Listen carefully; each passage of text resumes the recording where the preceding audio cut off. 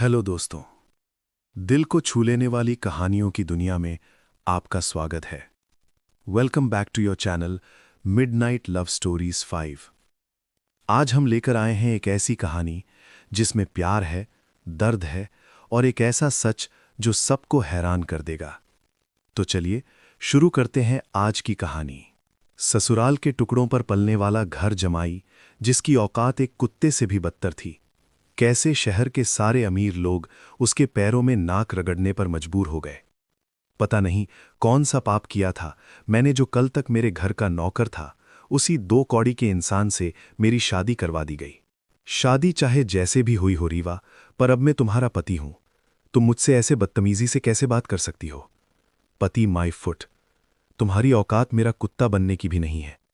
जाओ, दफा हो जाओ और जाकर मेरे कपड़े प्रेस करो। मुझे ऑफिस के लिए लेट हो रहा है।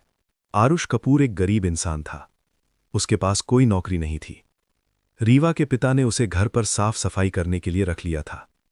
एक रात मिस्टर वरुण मलिक आरुष के पास आकर उसके सामने हाथ जोड़कर बोले, मैं तुमसे रिक्वेस्ट करता हूं आरुष, मेरी बेटी रीवा से शादी कर लो। ये आप क्या कह रहे हैं?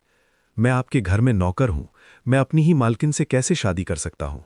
ये एक बाप की मिन्नत समझ लो या भीख, पर तुम्हें मेरी बेटी से शादी करनी ही होगी। तभी मिस्टर वरुण ने आरुष से कुछ ऐसा कहा जिसे सुनकर आरुष को ये शादी करनी पड़ी। रीवा एक बिजनेस वुमन थी, पर वो अपने पापा की कोई भी बात नहीं टालती थी। उसने शादी करने के लिए लाख मना किया, पर मिस्टर वरुण कहाँ किसी की सुनने वाले थे और जबरदस्ती आरुष और रीवा की शादी करवा दी।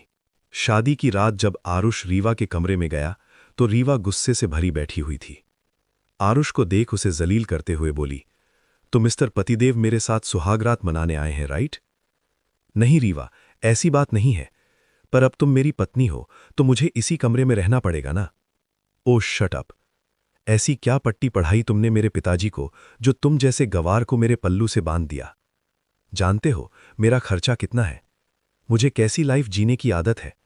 और तुम्हारी औकात क्या है इस घर में और मेरी जिंदगी में? हमारे इस बंगले में झाड़ू पोछा करके कितना मिलता है तुम्हें? 1 महीने का मुश्किल से 6,000। उसमें तुम मुझे खुश रखोगे? तुम्हारा गुस्सा जायज है रीवा, पर मैं कोशिश करूंगा कि मैं तुम्हें खुश रख सकूं। Shut your mouth. बकवास बंद करो अपनी। उधर कोने में जमीन पर कपड़ा डालो और सो जाओ। और रही बात मेरे नजदीक आने की या मुझे छूने की, तो सोचना भी मत। इतनी औकात नहीं है तुम्हारी। इतना बोल रीवा बेड पर लेटकर सो जाती है और आरुष जमीन पर एक कोने में सो जाता है। इस बात को 1 साल बीत गया था। इस बीच एक हादसे में मिस्टर वरुण भी बस बसे, पर इस शादी ने जैसे आरुष की जिंदगी बदलकर रख दी। इस 1 साल में ना तो रीवा ने आरुष को करीब आने दिया और ना ही उसे कभी इज्जत दी। आरुष को हर रोज जलील होना पड़ता था। कभी रीवा तो कभी अपनी सास मधु मलिक के ताने सुनने पड़ते थे। वो घर का जमाई बन गया था, पर अभी भी वो घर के नौकरों वाले काम ही करता था। आज सुबह भी जब आरुष रूम से बाहर आया तो मधु के साथ औरतें बैठी हुई थीं। मधु उसे नफरत से देखते हुए बोली, इधर आओ जरा। देखो मेरे पैर में बहुत दर्द है, जरा दबा दो अच्छे से। पर मम्मी जी, इनके सामने तो। अब तू सिखाएगा मुझे कि कब क्या बोलना है। चुपचाप पैर दबा। आरुष चुपचाप अपनी सास के पैर दबाने लगता है। तभी वो औरत, जिसका नाम नीना था, बोल पड़ी, कमाल करती है मधु, ये लड़का तो तेरा दामाद है, तू इससे नौकरों वाले काम क्यों करवाती है? दामाद? अरे वो तो पता नहीं कौन से बुरे कर्म किए थे जो इस भिखारी जैसा लड़का रीवा के गले पड़ गया। अब नौकर है तो नौकरों वाले काम तो करेगा। अब इसकी इतनी औकात तो है नहीं कि एक अच्छी नौकरी ढूंढकर मेरी बेटी को एक तोहफा भी दे सके। हा, वैसे बोल तो तू सही रही है मधु। शहर के सारे लड़के तेरी रीवा के पीछे पागल थे। पता नहीं वरुण भाई साहब को इसमें क्या दिख गया। ये सब जैसे जहर बनकर आरुष के अंदर घुल रहा था, पर कुछ बोला नहीं, क्योंकि ये आज की नई बात नहीं थी। ये जिल्लत सहना तो जैसे उसका मुकद्दर बन गया था। तभी रीवा ब्लैक शॉर्ट टॉप पहने वहां आती है। बेहद खूबसूरत लग रही थी। उसे देख एक प्यार भरी स्माइल आरुष के होठों पर भी आ गई। एक रीवा ही तो थी जिसे देखकर वो सब भूल जाता था। तभी रीवा आरुष से रूखी आवाज में बोली, सुनो, आज मेरे ड्राइवर की तबीयत ठीक नहीं है, तुम मुझे ऑफिस ड्रॉप कर दो, ठीक है? चलो, ये लो मेरा पर्स और मेरी कुछ फाइल्स। रीवा उसके हाथ में फाइल्स थमाकर किसी बॉस की तरह चलने लगती है और आरुष एक ड्राइवर की तरह उसके पीछे पीछे। फिर भी आरुष खुश था और अपने मन में बोला, काम से ही सही पर कम से कम 2 पल का तुम्हारा साथ तो मिला। आरुष रीवा के ऑफिस के गेट के सामने जाकर गाड़ी से उतरने लगता है तो रीवा उसे टोकते हुए बोली, 1 मिनट आरुष, ये मेरा ऑफिस है और तुम जैसे भटीचर मेरे ऑफिस में अलाउड नहीं है। वैसे भी कोई तुम्हें मेरा पति समझकर मजाक उड़ाए ये मैं हरगिज नहीं चाहूंगी। पर रीवा, मैं छोड़ देता हूं ना अंदर तक। तुम्हारे इतने सारे फाइल्स तुम्हें एक बार में समझ नहीं आता। जाओ, दफा हो जाओ। वैसे भी कल मेरी बर्थडे पार्टी है, मैं नहीं चाहती कि मूड खराब हो जाए, तो घर जाओ और अच्छे से साफ सफाई करो। इतना बोलकर रीवा अंदर चली जाती है। आरुष की आंखें दुख से नम हो जाती हैं, पर रीवा के बर्थडे का सुनकर उसके होंठ मुस्कुरा उठे। तुम्हारा बर्थडे सुना कैसे जा सकता है? देखना, कल का दिन तुम्हारा बहुत स्पेशल होगा। इतना बोल आरुष किसी को कॉल करता है। रीवा जैसे ही ऑफिस पहुंची तो उसकी असिस्टेंट टीना बोली, मैम, मिस्टर नकुल बजाज इस शहर के टॉप 5 बिजनेसमैन में से एक है। वो आपसे पर्सनली मिलने आए हैं। क्या? नकुल बजाज, जिनका हीरो का बिजनेस है, वो खुद मुझसे मिलने आए हैं? क्या तुम सच कह रही हो? यस मैम, वो आपके केबिन में आपका इंतजार कर रहे हैं। जैसे ही रीवा अपने केबिन में पहुंची तो नकुल बजाज को देखती रह गई। वो ब्लू कलर के 2 पीस सूट में था, व्हाइट शर्ट पहने, देखने में बेहद ही हैंडसम लग रहा था। तभी नकुल ने कुछ ऐसा बोला जिसे सुनकर रीवा के पांव तले जमीन खिसक गई। अरे सर, आप यहां? जानता हूं आज तक मैं किसी से ऐसे ही मिलने नहीं गया, पर तुम में कुछ तो खास है रीवा। रीवा कहीं ना कहीं नकुल के इरादे समझ रही थी। नकुल बजाज कोई आम इंसान नहीं था, बल्कि शहर के एक अमीर घराने का लड़का था, जिससे शादी करने के लिए शहर की सारी लड़कियां पागल रहती थीं। पर नकुल को रीवा पसंद आ गई थी। देखो रीवा, मैं सीधी और साफ बात करता हूं। मैं तुम्हारे लिए एक बिजनेस प्रपोजल लेकर आया हूं। अगर तुम मेरे साथ कनेक्ट करोगी तो शहर के बड़े बिजनेस में तुम्हारा नाम भी जुड़ जाएगा। इसके अलावा मुझे तुम बहुत पसंद हो और मैं तुमसे शादी करना चाहता हूं, ये जानते हुए भी कि तुम पहले से ही शादीशुदा हो। मैं ये भी जानता हूं कि तुम इस शादी से खुश नहीं हो, तो मैं तुमको बस यही सलाह देना चाहता हूं कि तुम उस शादी को और खींचकर खुद के साथ नाइंसाफी ना करो। मैं वादा करता हूं कि मैं तुमको बहुत खुश रखूंगा। अचानक इस प्रपोजल से रीवा शॉक हो गई थी। उसे तो ये सपने जैसा लग रहा था। वो कब से चाहती थी कि उसकी छोटी सी कंपनी ग्रोथ करे, पर वो कुछ बोल नहीं पा रही थी। तभी नकुल बोल उठा, घबराने की जरूरत नहीं है, तुम सोचने के लिए टाइम ले सकती हो। नहीं नहीं, मुझे ये बिजनेस डील और ये रिश्ता दोनों मंजूर है, मुझे कोई दिक्कत नहीं है। क्या तुम क्या सच कह रही हो? हाँ नकुल, कल रात मेरी बर्थडे पार्टी है, आप वहां जरूर आइएगा, पर मुझे आपकी एक हेल्प चाहिए होगी। ये सुनकर नकुल बहुत खुश हो जाता है। मलिक मेंशन को दुल्हन की तरह सजाया गया था। सजाते भी क्यों ना, आखिर घर की इकलौती बेटी का बर्थडे था। आरुष ने दिन रात करके उस घर को डेकोरेट करवाया था। रीवा का फेवरेट केक और उसके सारे पसंदीदा खाने बनवाए थे। फाइनली रात भी हो गई थी, गेस्ट भी आ चुके थे। आरुष ने भी आज एक अच्छा सूट पहना हुआ था। जैसे ही रीवा पार्टी के बीच में आई तो आरुष उसे देखता रह गया। रीवा ने उस वक्त ब्लैक कलर का ग्लिटर गाउन पहना हुआ था। ब्लैक नेकलेस, ईयरिंग और ब्रेसलेट भी पहना हुआ था। वो किसी प्रिंसेस से कम नहीं लग रही थी। उसके गोल्डन कर्ली लॉन्ग हेयर उसकी कमर पर बिखरे हुए थे। आरुष के होठों से सिर्फ इतना ही निकला, तुम कितनी खूबसूरत लग रही हो रीवा। काश मैं खुद को तुमसे प्यार करने से रोक पाता। कब तुमसे प्यार हो गया पता ही नहीं चला। बोलते हुए उसकी आंखों में दर्द था। तभी नकुल बजाज अपनी लंबी सी गाड़ी में वहां पहुंच गया। आरुष रीवा के लिए एक गिफ्ट लाया था जो उसके हाथों में था। तभी उसकी सास मधु उसे डांटते हुए बोली, आज के दिन कोई तमाशा मत करना। अपना ये 50 रुपए का गिफ्ट मेरी बेटी को देकर उसकी तौहीन मत करना।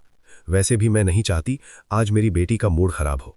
ठीक है मालकिन? तभी नकुल बजाज रीवा के पास जाकर खड़ा हो जाता है और रीवा धीरे से बोलती है, आप जानते हैं ना आज आरुष के साथ क्या करना है? यस स्वीट हार्ट, अगर तुम्हें अपनी बीवी बनाना है तो इस 2 कौड़ी के नौकर को तो उसकी असलियत दिखानी ही होगी। आज ये तुम्हें तलाक देने को मजबूर हो जाएगा। बोलते हुए दोनों के होठों पर एक डेविल स्माइल थी। जैसे ही केक कटने लगा तभी नकुल ऊंची आवाज में बोला, 1 मिनट रीवा, तुम्हारा पति वहां क्यों खड़ा है? आज तुम्हारा खास दिन है। अरे उसको तो तुम्हारे पास होना चाहिए ना। राइट आरुष, तुम यहां आओ ना प्लीज, साथ में केक कट करते हैं। ये पहली बार हुआ था जब रीवा ने इतने प्यार से आरुष को पुकारा था। वो बेसब्र होकर रीवा के पास पहुंच गया, जहां टेबल पर 3 से 4 केक रखे हुए थे। रीवा आरुष की तरफ मुस्कुराई और आरुष का हाथ पकड़कर केक काटने लगी। तभी नकुल ने पीछे से आरुष को पुश किया, जिसकी वजह से आरुष का चेहरा केक से जा टकराया और उसके पूरे चेहरे पर केक लग गया। जिसे देख वहां सब लोग जोर जोर से हंसने लगे। उसे देख नकुल हंसते हुए बोला, क्या यार रीवा, मुझे नहीं पता था कि तुम्हारा पति इतना बड़ा लूजर है कि एक केक भी नहीं कट पाएगा उससे। इसलिए बोलती हूँ रीवा कि इसे इसकी औकात में रखो। इसकी हाथ में पोछा और झाड़ू ही अच्छे लगते हैं। अब केक कटवाओगी तो बेचारे से कैसे होगा। आप सही कह रही हो मम्मी, इस 2 कौड़ी के नौकर को मैंने कुछ ज्यादा ही इज्जत दे दी। जाओ आरुष, तुम अपना हुलिया ठीक करके आओ, उसके बाद सबको ड्रिंक सर्व करना। एक बार मेरी बात तो सुन लो रीवा, शट अप, जाओ यहां से। इस सब के बाद आरुष का दिल बहुत दुखा और वो समझ गया था कि ये सब नकुल का किया धरा है। वो अपने मन में सिर्फ इतना ही बोला, मैं सब समझ रहा हूं कि तुम लोग करना क्या चाहते हो, पर बहुत ही जल्द तुम्हें ऐसा सरप्राइज दूंगा कि तुम लोगों के चेहरे देखने लायक होंगे। आरुष जैसे ही खुद को क्लीन करके आया तो केक कट हो चुका था और सब रीमा को एक्सपेंसिव तोहफे दे रहे थे।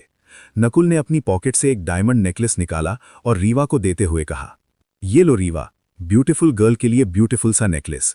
ये मेरे कलेक्शन का सबसे बेस्ट पीस है। वाओ, ये तो बहुत प्रिटी है और एक्सपेंसिव भी। Thank you so much. वो नेकलेस सच में बहुत खूबसूरत था। तभी आरुष अपने हाथ में एक बॉक्स लेकर रीवा को देते हुए बोला, रीवा, ये छोटा सा गिफ्ट तुम्हारे लिए लाया था मैं, प्लीज एक बार देख लो।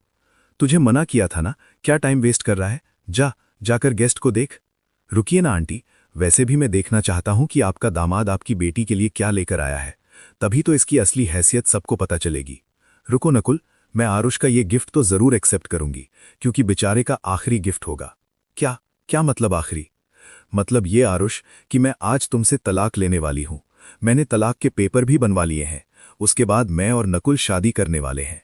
मतलब नकुल बजाज तुमसे शादी करने को तैयार है।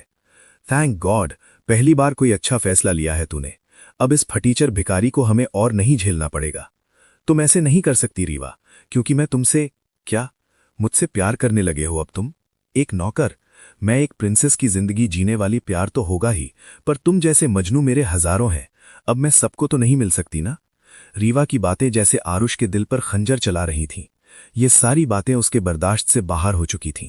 तभी आरुष ने अपना फोन निकालकर किसी को एक मैसेज किया, ये सब बाद में भी हो सकता है रीवा, अभी इसका गिफ्ट देखो ना, मुझे इसका और मजाक उड़ाना है। ओके बाबा, खोल रही हूं। जैसे ही रीवा ने बॉक्स खोला, उसकी आंखें चौंधिया गईं। उस गिफ्ट को देखकर रीवा के होश उड़ गए। उसके मुंह से सिर्फ एक ही लफ्ज निकला, ये कैसे हो सकता है? This is not possible. तू ऐसे हैरान क्यों हो रही है? ऐसा भी क्या है गिफ्ट में, दिखा मुझे।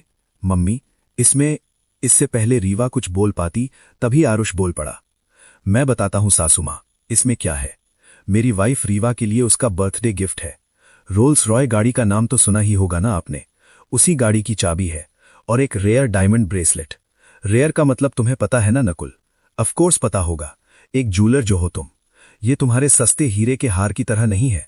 ये रेयर डायमंड ज्वेलरी या तो किसी रानी के पास होती है और या फिर किसी बहुत ही अमीर इंसान की बीवी के पास, राइट? एक मिनट आरुष, तुम क्या कहना चाहते हो कि ये तुम मेरे लिए लाए हो? बकवास कर रहा है। जरूर ये कॉपी होगा या तो फिर किसी का चोरी किया होगा। पार्टी में मौजूद कुछ लोग हैरान थे तो कुछ हंसी उड़ा रहे थे, जिन्हें आरुष चोर लग रहा था। तो वहीं नकुल के चेहरे के एक्सप्रेशंस अजीब थे। इससे पहले वो रिएक्ट करता, तभी नकुल का फोन बज उठा। नकुल ने कॉल पिक की तो दूसरी तरफ से आवाज आई, हेलो मिस्टर नकुल बजाज, आप बैंकरप्ट हो गए हैं। आपकी कंपनी पर ताला पड़ गया है। आप इलीगल वर्क करते हैं, डायमंड स्मगलर करते हैं। आपके खिलाफ सख्त कार्रवाई की जाएगी और आपका पैसा भी अब बैंक नहीं देगा। ये आप क्या कह रहे हैं? क्या बकवास कर रहे हैं? मैंने ऐसा? ये बताइए कि ये सब किसने किया है मेरे साथ? ज्यादा तो नहीं जानते, बस इतना जानते हैं कि ये क्लेम एआर ग्रुप के सीईओ ने किया है। वही सीईओ जिसे आज तक किसी ने नहीं देखा। वैसे उनका पूरा नाम आरुष कपूर है। क्या? आरुष? ये सुनकर तो जैसे वहां सभी लोग सन्न पड़ गए, तो वहीं आरुष की होठों पर एक धीमी सी मुस्कान थी। नकुल हैरान निगाहों से आरुष को देख रहा था। तभी आरुष बोला, सही सोच रहे हो, एआर ग्रुप इंडस्ट्रीज का सीईओ मैं ही हूं। मैंने ही तुम्हारी कंपनी बर्बाद की है। क्या तुम वही आरुष कपूर हो जो मेरी कंपनी को फंड देता है? ओह माय गॉड, ये कैसे हो सकता है? और तुमने नकुल की कंपनी क्यों बंद करवाई? क्योंकि जब वो तुम्हें शादी के लिए प्रपोज कर रहा था, तब मैंने उसे देखा था। कोई मेरी बीवी को गलत रास्ते पर ले जाए, ये मैं कैसे बर्दाश्त कर सकता था? उसके बाद मैंने नकुल का पीछा किया तो मैं हैरान रह गया क्योंकि वो अपने दोस्तों से बोल रहा था कि वो रीवा को शादी के जाल में फंसाकर उसे यूज करेगा, और इतना ही नहीं, साथ में उसके दोस्त भी तुम्हारे साथ गलत काम करने वाले थे। दिल तो किया वहीं इसकी जान ले लूं, पर इसकी सच्चाई से तुम अनजान रह जाती। मैंने इसके बारे में पता किया तो ये एक नंबर का क्रिमिनल निकला, और मैंने इसकी कंपनी बंद करवा दी। इतना बड़ा धोखा नकुल! ओ गॉड, ये मुझसे क्या हो गया? नकुल का झुका सर आरुष के बोले लफ्जों को सही साबित कर गया। वो आरुष के पैरों में गिर गया और गिड़गिड़ाते हुए बोला, मुझे माफ कर दीजिए सर, मुझे नहीं पता था कि आप इस शहर के सबसे बड़े आदमी हैं। प्लीज, मैं आपके सामने हाथ जोड़ता हूं, पर मेरी कंपनी बचा लीजिए, नहीं तो मैं बर्बाद हो जाऊंगा। हो जाओगे नहीं, बल्कि बर्बाद हो गए हो। जो घटिया चाल तूने मेरी बीवी के खिलाफ चली थी ना, उसके बाद तो तेरी जान ले लेनी चाहिए थी।